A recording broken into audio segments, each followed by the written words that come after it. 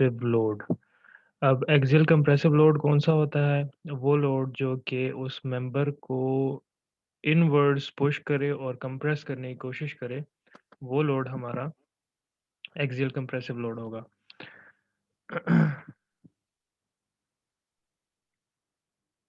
अच्छा जी। So these structural members which carry roof and floor loads and transfer these to foundations. Though columns primarily carry axial loads, but most are also subjected to moment as well. Now the reality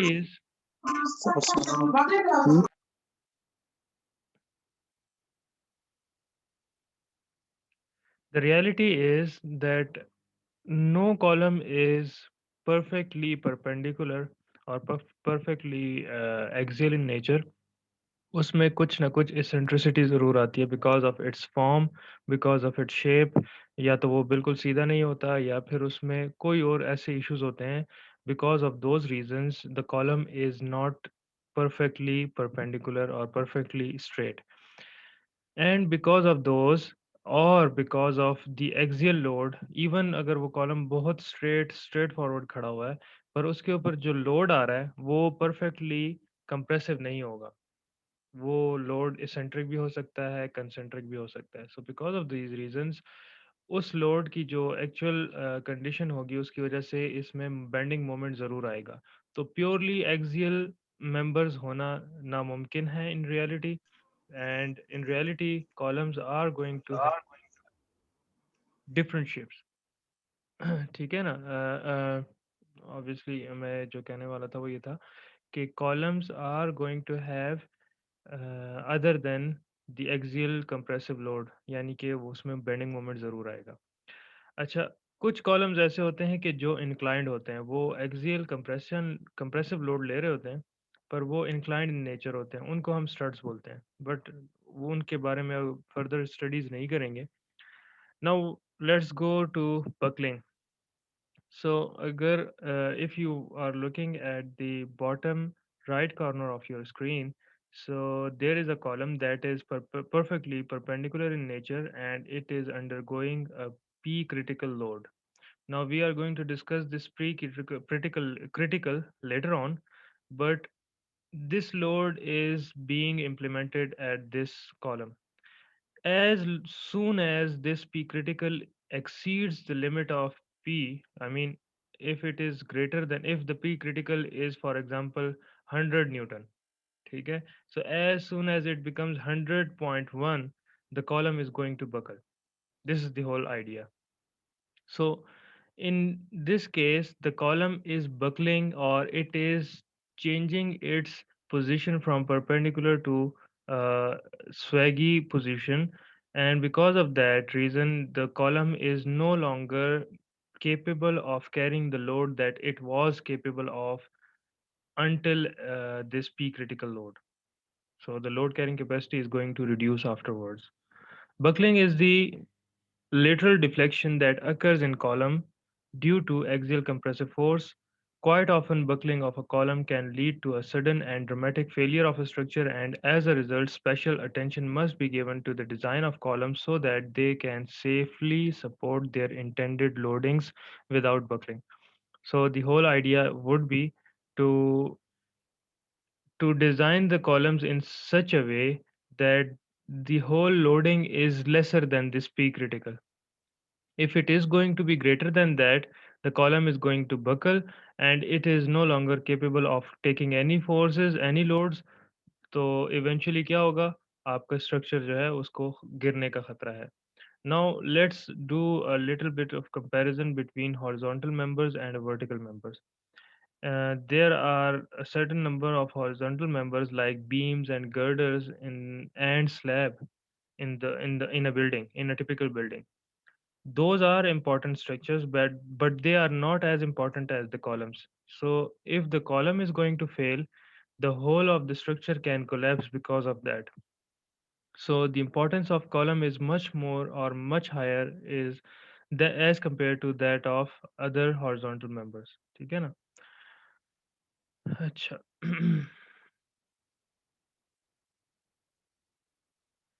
Now, this P critical, as I mentioned earlier, is the maximum load that a column can support when it is on the verge of buckling. Like as I said, if it is on the verge of buckling, so it is the maximum load that it can carry. As soon as you pass out this load carrying capacity, the column is going to start buckling and it would reduce its load carrying capacity. Now, what is slenderness ratio? It is a measure of the tendency of a column to buckle. It is defined as L divided by R, where L is the actual length of the column and R is the radius of gyration, which should be the least. ठीक है. So radius of gyration, और इस चीज़ को अब थोड़ा सा define करते हैं कि radius of gyration है क्या. Basically, whenever you come across some skateboarders, आपने कुछ वीडियोस भी देखी होंगी ऐसी जो वो स्पिन करते हैं एक एक्सिस के अक्रॉस, लोग स्पिन करते हैं, ठीक है, और वो स्किड कर रहे होते हैं, स्केट कर रहे होते हैं ऑन द आइस, मतलब बर्फ के ऊपर वो स्केट कर रहे होते हैं. बट जब वो एक एक्सिस के अक्रॉस स्किड करते हैं, यानी कि वो घूमते हैं, ठीक है, जब वो बाजू फैलाते हैं या फिर वो अपनी टाँगें फैलाते हैं, तो वो उनकी स्पीड स्लो हो जाती है, there speed reduces, and when they compact themselves across that singular axis, or they tie up their arms and legs across that singular axis, so their speed like they gain speed with that. So the whole radius of gyration concept is based on that single idea, that there is a point of axis across which, if the mass is distributed more distant from the axis, the more would be its radius of gyration, and if the mass is less distributed across the axis, the lesser would be the radius of gyration. Acha, the radius of gyration is directly proportional to the buckling capacity of the column. So if the column's buckling capacity, if we want to increase the buckling capacity of a column, so we would have to reduce the radius of gyration. So let's first define and read out the slide. Radius of gyration of a body about an axis of rotation is defined as the radial distance of a point from the axis of rotation at which its moment of inertia about the given axis would be the same as with its actual distribution of area or mass.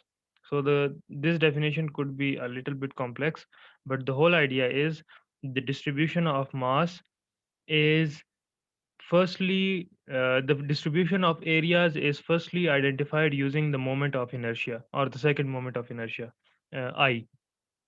So the distribution of mass across this same axis would be the radius of gyration. Okay?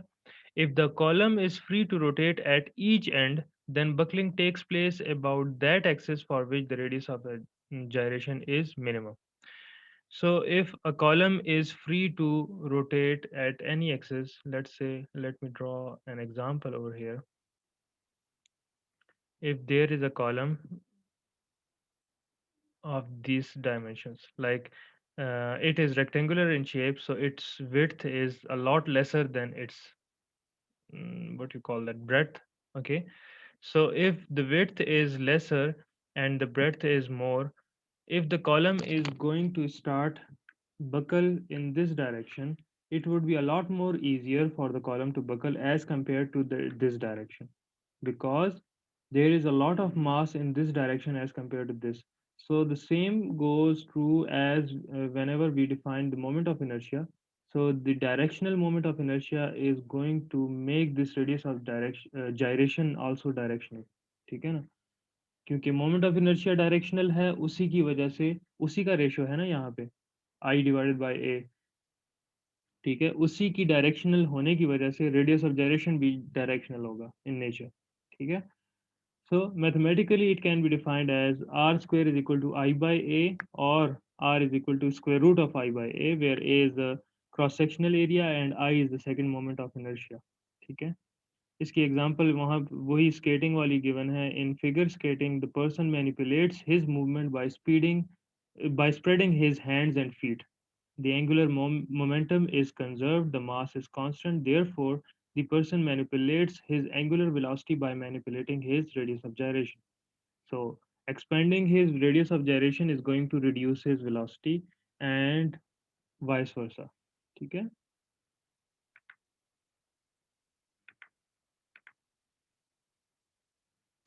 Let me clear it.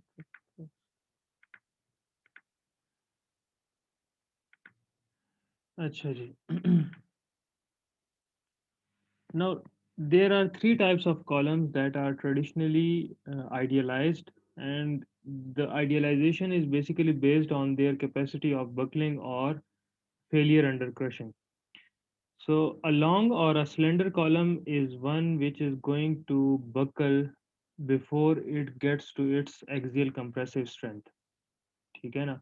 अगर एक column है और वो load ले रहा है, अभी उसमें कैपेसिटी मौजूद है according to its yield strength, पर वो उससे पहले ही बकल कर जाता है। तो इसकी बहुत सारी एग्जांपल है हमारे पास, जो ये स्केल्स या जिसे हम रूलर बोलते हैं, जिससे हम पेपर पे स्ट्रेट लाइंस लगाते हैं, उसकी भी एक डायरेक्शन में वो बकलिंग करता है बहुत इजीली, ठीक है? इवन वो अगर स्टील का है या इवन वो प्लास्टिक का है, it it buckles in one direction and it is slender in nature, that's why it buckles, ठीक है? So, a long column fail by buckling or excessive lateral bending, and their behavior is dominated by the modulus of elasticity of the material. So, उसकी जो buckling है वो buckling तो होती है उसमें, पर उसका जो बिहेवियर है वो उसके मॉडुलस पे डिपेंड करता है। यानी कि अगर हम एक स्टील का स्केल लें और वो बकल करें, तो उसकी बिहेवियर बहुत अलग होगी एज़ कम्पेयर टू एक प्लास्टिक का अगर स्केल हो और उसको हम बकल करें, ठीक है? These may be assumed to have a slenderness ratio greater than 200 for steel column. So, this ratio जो कि हम ट्रेडिशनली स्टील के लिए, रिइंफोर्स कंक्रीट के लिए अलग-अलग स्लेंडरनेस रेशोज़ ये आइडियलाइज़ करते हैं। सो आइडियलाइज़ करने का यही मकसद होता है ताकि हम ये डिफ़ाइन कर सकें कि ये लॉन्ग कॉलम है या शॉर्ट है या इंटरमीडिएट है, ठीक है? अच्छा, let's skip on the intermediate column and go ahead directly for the short columns. A short column is one which fails by crushing or compressive stress. Their slenderness ratio does not exceed 50 for steel columns, ठीक है? तो short column जो है वो इतना thick होता है कि वो बकल नहीं होता, ठीक है? वो अगर फेल होगा तो वो क्रशिंग के अंदर ही फेल होगा, ठीक है? यानी कि कंप्रेसिव स्ट्रेंथ के अंदर ही वो यील्ड करेगा तो तभी वो फेल होगा। और हर एक स्टील का मटेरियल हो, जो भी मटेरियल हो, उसकी अपनी एक कंप्रेसिव स्ट्रेंथ होती है, so the column is going to fail under that compressive strength, ठीक है? अब इन दोनों के दरमियान की एक कंडीशन होती है जिसको हम इंटरमीडिएट कॉलम कहते हैं, यानी कि ना वो स्लेंडर होते हैं और ना वो शॉर्ट होते हैं, बल्कि इंटरमीडिएट होते हैं। वो कभी-कभी वो कभी-कभी का मतलब ये है कि वो एक्चुअली वो बकल भी करते हैं और वो थोड़ी बहुत क्रशिंग भी उनमें होती है। और ये दोनों चीज़ें होती हैं उनके अंदर मौजूद, बट मोस्ट प्रोबेबली अगर उसने क्रश किया है, तो उसकी फेलियर उसकी की स्ट्रेंथ यील्डिंग की वजह से होती है। बट वो कुछ ना कुछ बकल भी करता है। यानी कि इसकी मिसाल ऐसे ले लें कि अगर if we have got if you got a W section, W steel section, that is also अच्छा। Known as wide flange section, ठीक है? तो अगर वाइड फ्लैंज सेक्शन है, उसकी ओवरऑल जो फेलियर है वो क्रशिंग के अंदर हो रहा है, पर वो थोड़ी देर पहले इस क्रशिंग से के फेलियर से पहले उसका जो वेब है वो बकल कर चुका था, ठीक है? या उसका कोई एक फ्लैंज बकल कर चुका था बिकॉज़ ऑफ इसेंट्रिक लोडिंग, ठीक है? सो इंटरमीडिएट कॉलम जो है ये चूँकि ना बहुत लंबे होते हैं और ना बहुत छोटे होते हैं हाइट में, सो ये इंटरमीडिएट इसीलिए होते हैं कि इनमें क्रशिंग और बकलिंग दोनों एट अ टाइम होती है। ठीक है? और इस केस में स्लेंडरनेस रेशियो जो कि L डिवाइडेड बाय R है, वो 50 से 200 के दरमियान रहता है। लॉन्ग कॉलम के लिए 200 एंड मोर है, इंटरमीडिएट के लिए 50 टू 200 एंड शॉर्ट के लिए सिर्फ 50 रेशियो होता है। But this is only for steel columns, okay? Now types of failures, तो वही फेलियर की जो टाइप है उसको थोड़ा ये फर्दर एक्सप्लेन एक्सप्लेन कर रहे हैं। Axial members short columns fails when material reaches it's ultimate yield capacity under applied load and moments. Failure of the slender column occurs due to buckling even though the maximum compressive stress in the column is less than the yield strength of the material, additional moments caused by deflection must be accounted in the design of columns. ठीक है. Failure modes, so one is the crushing, and this is a reinforced concrete column. So once it is crushing, it is going to fail like this, and if it is buckling, it is going to fail like this. Okay. In the leftward figure, the column is failing under compression. It is pure compressive failure. So the column is the stirrups have broken up already, और उसमें जो main bars हैं वो भी बगल कर गए. ठीक है. So but ये है कि कॉलम बिल्कुल स्ट्रेट रहा है. But in the figure in the right, आप अगर इस दरमियान वाले इस जगह को देखें, इस फ्लोर को देखें, तो यहाँ पे जो कॉलम है वो पूरा दरमियान से बकल कर गया. ऊपर से फिक्स था तो उस फिक्स एंड के करीब करीब उसने बकल नहीं किया. इसी तरीके से नीचे से भी वो स्लैब के अंदर फिक्स था तो वहाँ पे भी नहीं किया. जो उसकी फ्री हाइट बचती है वो उसी में उसने बकल किया. So we are going to now further explain कि ये फ्री हाइट कैसे होती है. ठीक है. अगली स्लाइड में हम देखेंगे. Transition between stable and unstable condition occurs at a value of the axial force called critical load PK, P critical. ठीक है. So if a column is going to fail under slenderness, so the column is going to undergo a critical load. और वो critical load वो होगा कि जो जिस load तक इस column ने fail नहीं होना, as soon as that load condition exceeds, जैसे मैंने कहा ना 100 पे ये fail नहीं होगा. और अगर 100.1 हो जाए, 100.1 हो जाए, तो it is going to fail. ठीक है, under buckling. तो फिर इसमें एक्स्ट्रा लोड्स की भी ज़रूरत नहीं पड़ती. It just takes a very small increment in the load and it is going to fail. Due to imperfections, no column is really straight and at some critical compressive load, it will buckle. So, ठीक है. So as I mentioned earlier, there are imperfections in the straightness of the column, which is also known as crookedness. ठीक है. तो although कि इसको avoid किया जा सकता है up to a certain limit, but still उसमें कोई ना कोई टेढ़ापन बचा रहता है. ठीक है. और उसी टेढ़ापन की वजह से या उसी क्रिकेटनेस की वजह से the column is going to undergo buckling. ठीक है. The buckling is directly proportional to the length of the column, and it is very important to know that the more the height of the column is, the more the chances of buckling are there. But as long as the buckling is directly proportional to the height, it is inversely proportional to the area as well. ठीक है. So वो हम देखेंगे. इसके बाद under the axial loading we are going to look at 4 different types of supports. So we are going to undergo the study of pin supported columns, both end fixed supported, cantilever supported, and one end fixed and one end pin supported columns. There is a Euler's formula, that is Euler's buckling load formula, and it has been derived by this mathematician who was known as Leonard Euler. और ये कोई 1800 something 1840s में कहीं उन्होंने ये formula derive किया था. According to this formula, her axially compressive member जो है वो अपनी कंप्रेसिव लोड कैरिंग कैपेसिटी तक नहीं पहुंचता, एंड दैट इज रियलिटी. वो कहीं ना कहीं जाके बकल होगा. ठीक है. और जब अगर वो बकलिंग में फेल होगा, क्योंकि वो लंबा है, ठीक है, उसकी स्लेंडरनेस ज़्यादा है और वो बकलिंग में फेल होगा, तो वो फिर अपनी यील्डिंग स्ट्रेंथ तक तो नहीं पहुंच सकता, जहाँ पे हम कहते हैं कि P is equal to sigma into A. वो वाला किस्सा नहीं हो सकता. तो उसके लिए इन्होंने एक इसकी बकल्ड जो शेप है, इसकी बकल्ड शेप को लेके और उसके ऊपर एक डिराइवेशन की, जिसको आइलर्स बीम थ्योरम कहते हैं, कुछ इस किस्म का उसका डिराइवेशन की, और उसका नतीजा ये निकला कि उन्होंने ये प्रॉब्लम ये सॉरी एक इक्वेशन प्रपोज किया, जिसमें हमारे पास पी क्रिटिकल जो है that is equal to k square pi square ei divided by l square है, ठीक है। यहाँ पे अगर हम देखें तो k जो है ये हमारे पास एंड कंडीशन को ज़ाहिर करता है, ठीक है। यही जो एंड कंडीशन जो कि हमने कहा ना कि हम आगे जाके पढ़ेंगे। So this is k, that is the this is the length of the column, the e is the constant obviously moment modulus of elasticity, and I is the moment of inertia, where pi is a constant 3.14 का square, ठीक है, where E denotes the modulus of elasticity I and L. This formula was first obtained by mathematician, ठीक हो गया।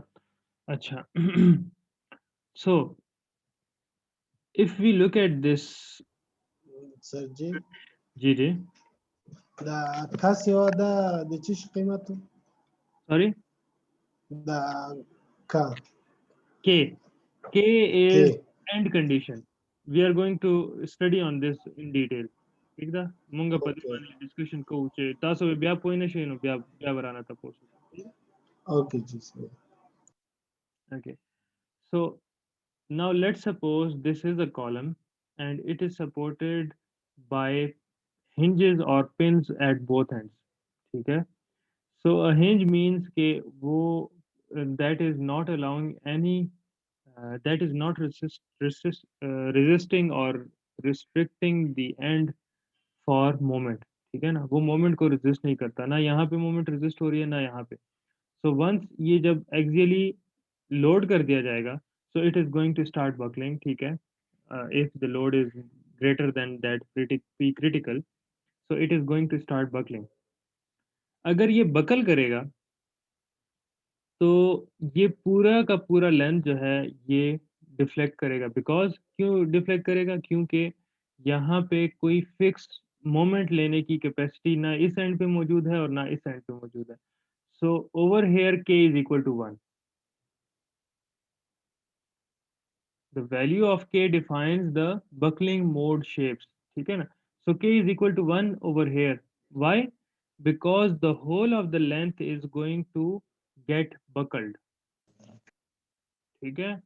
Now look at here, this is second mode of buckling, in which half of the column is going this way and half of the column is going this way. This is very what you call that, this is very unlikely or highly unlikely to see such a condition, the second and third mode of buckling. It is highly unlikely of us seeing such a position, but still, to consider this, in reality it is going to be like that when you are putting the k is equal to 2 or k is equal to 3, if the mode of the buckling is going to be like this. But the k is also possibly lesser than 1. And how is that possible? Let's see. Let's suppose if there is a column which is fixed supported at both the ends. ठीक है ना? If this is the column and it is fixedly supported at both the ends. Now, this much length of the column is not going to start buckle.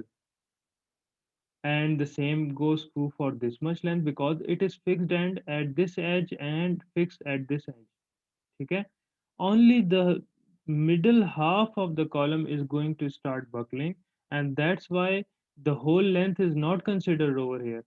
We consider this L effective length, and that is going to be equal to 0.5 of the actual length. So taking this in consideration, the K value for this fixed end condition would be equal to 0.5. Are you getting my point? K is equal to 0.5 into L square or whatever the formula is. Okay. Also, if there is a cantilever column condition, so let's suppose this column is supported over here. Where is the column? This is the column. This column is supported at this end and it is starting buckling because of this load. So as it is not supported over here with any support, there is no support with for this column at this end. Huh? There is no support at this end. So it is going to buckle a lot more as compared to the normal supported columns. Okay? So the buckling of such a column would be two times more than that of a normal column. So that's why the L effective or LE is going to be double the length. Are you getting this? Okay, let's go to another condition. So let's sum this up. So we have already discussed the three conditions in which if a column is hinge supported at both the ends and it is deflecting, so this is first mode. And if it is deflecting in the second mode, so the k value would be 2, and if it is deflecting in the third mode, so the k value would be 3. But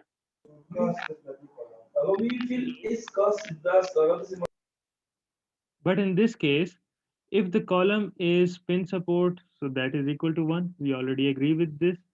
If the column is cantilever supported, I mean, if one end is fixed and the other end is free, so the k value would be equal to 2 and your effective length is going to be double the actual length, double the length of the column.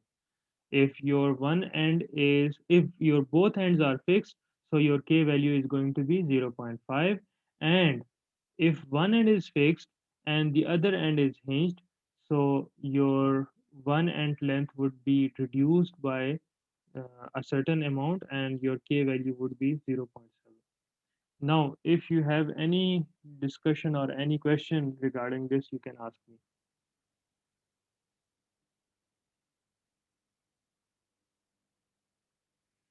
The guy who was recently asking about the value of k, you can come ahead and ask me now. Okay?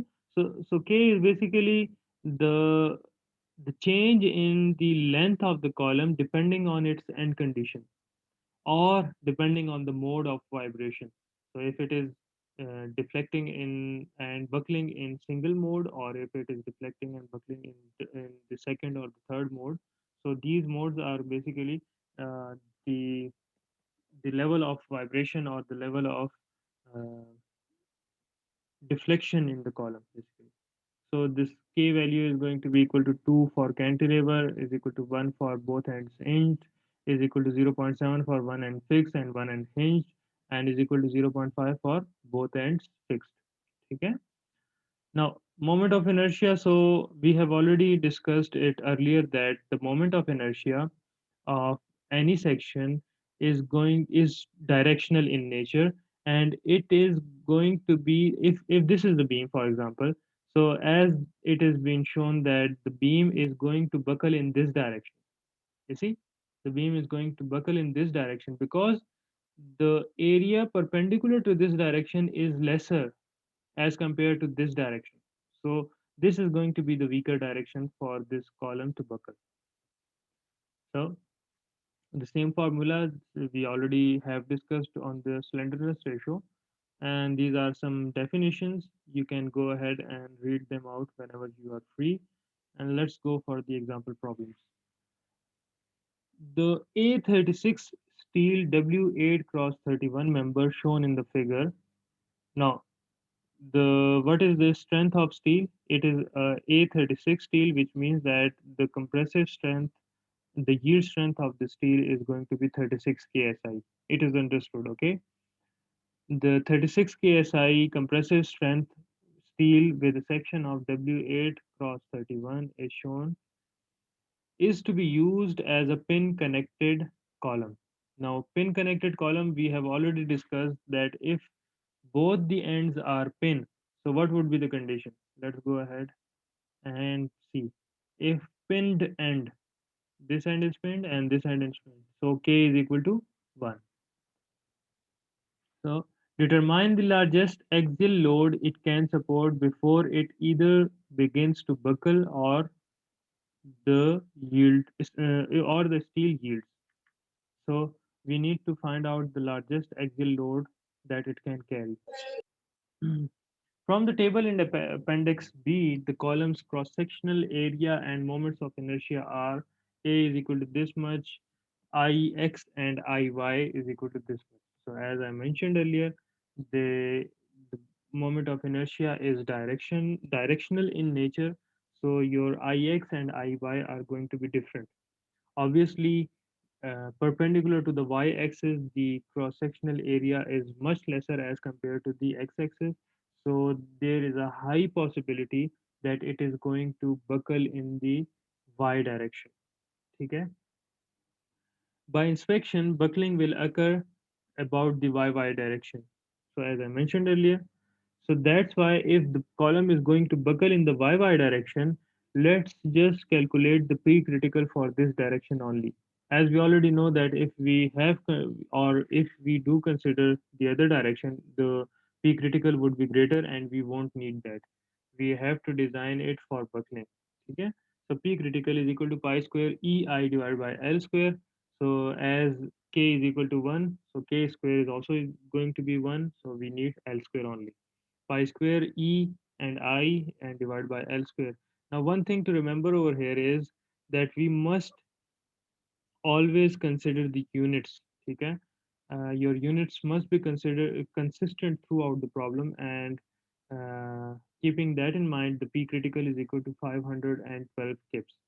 When fully loaded, the average compressive stress in the column is going to be sigma critical is equal to P critical divided by A, which is the area, or in other words, we have found out the stress in the column just because we know the force and we know the area, the cross sectional area. So the stress in the column is 56.1 ksi. But if we go back to the problem, the steel that is used to build this column is A36 steel, which and the compressive yield strength of which is 36 ksi. So we cannot exceed that 36 ksi. So coming back to it, since this stress exceeds the yield stress, the load P is determined from simple compression. So 36 ksi is equal to P. So the P is unknown over here, divided by 9.13 square inches. So P is equal to 329 kips. This is the maximum load that this column can carry. In actual practice, a factor of safety would be placed on this loading. Obviously, if we are to derive this same, if we are to design the same column in reality, so we have to have a factor of safety. Another problem, a W6 cross 15 steel column is 24 feet long and is fixed at Sergey, this.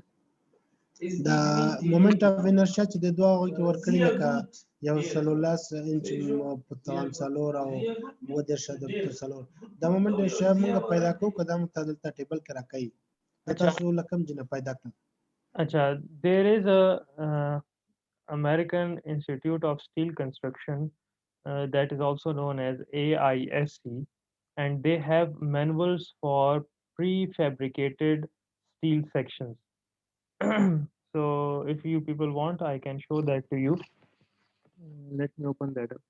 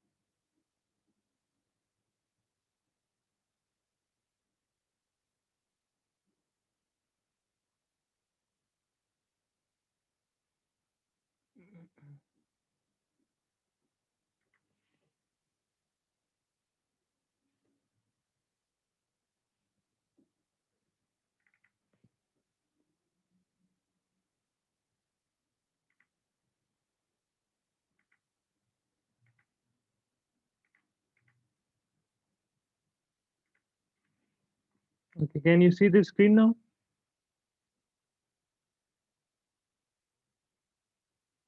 yes sir So this is known as the Manual of Steel Construction, and it is based on LRFD design manual.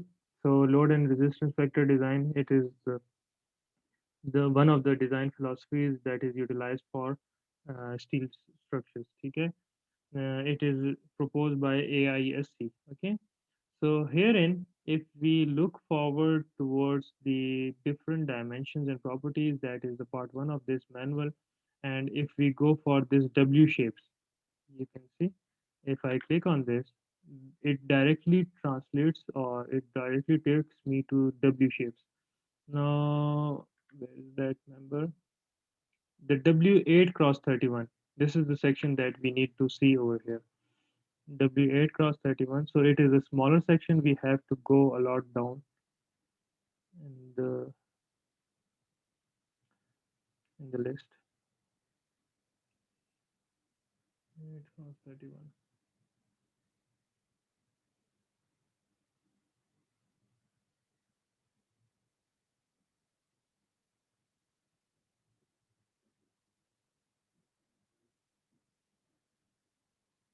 Okay, we are here. So as you can see, the designation name is W8 cross 31. So this is going to be the row that is under consideration over here. The area, cross-sectional area that is going to be in square inches is given to be 9.13. So if you remember, this is the area mentioned was 9.13. Okay, the Ix and Iy. Let's go for that. The Ix and Iy. So it is not mentioned over here. The reason for that is actually the data dera zyada na pa yo section da para. No di so the लग सा data पर दे page बांधे work करे दे और note से कम data दे sir relevant दे अगला दे दलते के work करे शवे दा 31 होगा ना हम तक का 31 द पारा दा डेटा नो रदल तक के वर्क करे शवे so if you can see over here Oh, the x-axis yes, sir. the And I, YY. yes the y-axis is 110 Iyy is equal to 37.1 so from here Size push. okay ji, thank you. So from here we can have a lot more other data as well, but the data that we needed right now was this much. You can also even find out the value of R from here. If you need to find out the slenderness ratio, I divided by R, so you can find out by this I divided by R. So 110 divided by 3.47 and 37.1 divided by 2.02. So you can find out the slenderness ratio or basically find out that whether this column falls in the slender column range or the intermediate column range or the short column range. Are you getting my point? So this is a very useful table that can be utilized. Obviously, we are going to provide you with the data for this paper because it is not related to steel structures, but yeah, you can have that data. Okay, sir. Okay, so it's about time that this recording is getting over. So let me share another link.